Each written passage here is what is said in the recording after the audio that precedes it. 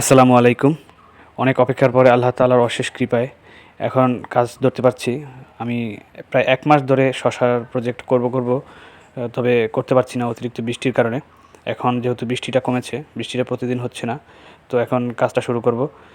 শশা করার জন্য শশার যে মাচা দেবো, মাচাতে যে পরিমাণ খুঁটি লাগবে, খুঁটিটা আগেই আমি সংগ্রহ করে রাখছি, যাতে করে যখন মাচা দেওয়ার সময় হবে তখন যেন বেশি কষ্ট পোহাতে না হয়। সবগুলো একদম গুছিয়ে রাখবো আর কি, সেজন্য। তো 10টা বাঁশ আগেই লোক দিয়ে কাটিয়ে রাখা হয়েছিল এখানে। তো আমি সেখান থেকে আজকে বাঁশগুলোকে শুধু পিস করব এবং গণনা করার জন্য আর কি। সবগুলো বাঁশে তো সমান পিস হয় না, প্রায় 200 খুঁটি লাগবে আমার শশার মাচার জন্য। তো সেটাই আজকে করব। আজকে খুঁটির সবগুলো পিস করব। পিস করার পরে গণনা করে দেখতে হবে যে আরও কতগুলো লাগবে আর কি।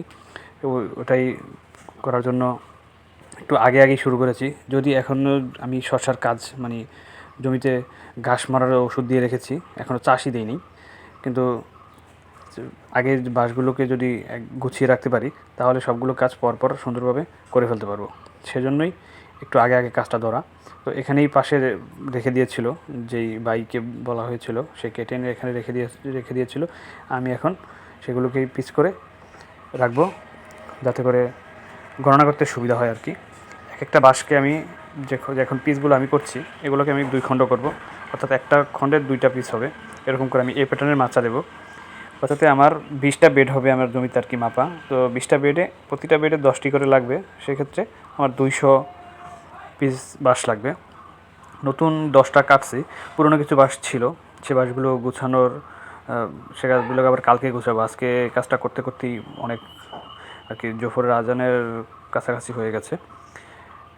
অনেক কষ্টের কাজ, দেখতে অতটা কষ্ট মনে হয় না হলে অল্প কিছু বাঁশ, ঠিক আছে, কিন্তু বাঁশগুলো যেহেতু যেই বাঁশের যেই গিরে থাকে ওগুলো পরিষ্কার করে তারপর মেপে কাটা হচ্ছে, তো অনেক সময় লাগছে আমার। সকালে আমি গিয়ে যখন শুরু করেছি, তারপর একবার মাঝখানে খাওয়া দাওয়া করার জন্য একটু থেমেছিলাম, তারপর আবার কাজ করেছি। এতে করে আমার জোহরের আজান দিয়ে ফেলছে আর কি, এতটা সময় লেগে গেছে। এখানে সর্বশেষ আমি কাটা শেষ করে আমি 84 পিস আর কি ফালি করার পর 84 পিস,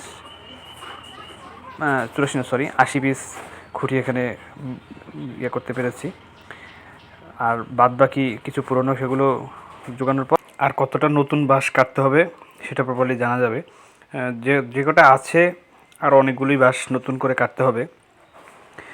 এজন্যই কাজটা যেহেতু আগে ধরেছি, এখন একটা সময় পেয়েছি, আমি এখন নতুন বাঁশ আবার কাটতে পারবো। আলহামদুলিল্লাহ, সবাই আমার জন্য দোয়া করবেন, সবার দোয়া কামনা করছি।